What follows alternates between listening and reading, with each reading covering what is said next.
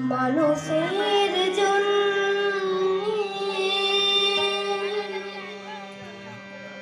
জীবন জীবনের জন্য